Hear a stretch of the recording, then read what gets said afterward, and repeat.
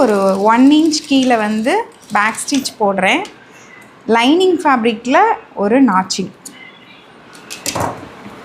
Lining ஃபேப்ரிக்கில் notch பண்ணிவிட்டு உள்ளே திருப்பி விட்டுட்டோம் அப்படின்னா நமக்கு செப்பரேஷன், லைனிங் மெயின் செப்பரேஷன் பண்ணிடலாம். அப்படியே கிராஜுவலாக மெயின் ஃபேப்ரிக்கில் மட்டும் தைக்கிறோம், லைனிங் ஃபேப்ரிக்கை விட்டுடுங்க. அப்போ தான் வந்து அம்பர்லா ட்ரெஸ்ஸோட ஃப்ளோ வந்து உங்களுக்கு நல்லாயிருக்கும். எப்போயுமே ஒரு ஸ்கர்ட்டுக்கு லைனிங் தைக்கிறோம், லைனிங்கும் மெயினும் தைக்கிறோம் அப்படின்னா ஒன்றா இருக்கக்கூடாது, தனித்தனியாக நமக்கு டேங்கிள் ஆகணும். அதுக்காக தான் நம்ம வந்து இந்த மாதிரி தைக்கிறோம்.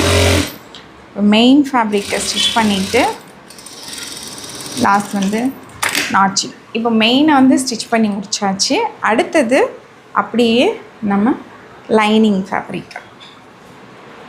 இப்போ மெயினை விட்டுடணும், மெயின் ஃபேப்ரிக்கை விட்டுட்டு லைனிங்கில் மட்டும் அப்படியே 1/2 இன்ச் சீம் அலவன்ஸ் நாச் பண்ணதுனால உங்களுக்கு இது தனியாக வந்து நிற்கும். உங்களுக்கு வெளிப்பக்கத்தில் பார்க்கும்போது நல்ல ஒரு நீட் ஃபினிஷிங் வந்து உங்களுக்கு இருக்கும். ஓகேவா?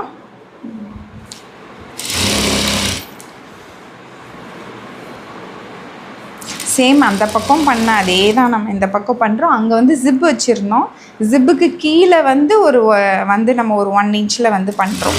பட் இங்கே வந்து வேஸ்ட் லைன்லேருந்து ஒரு 1 இன்ச் தள்ளி வந்து பண்ணுறோம். ஓகே, இப்போ நம்ம ஹெம்மை வந்து மடித்து தைச்சிடலாம். இப்போ இதோட அவுட்கம் எப்படி இருக்குதுன்னு பார்க்கலாம். ஸ்லீவ் வந்து அப்புறம் வச்சுட்டு காட்டுறேன்.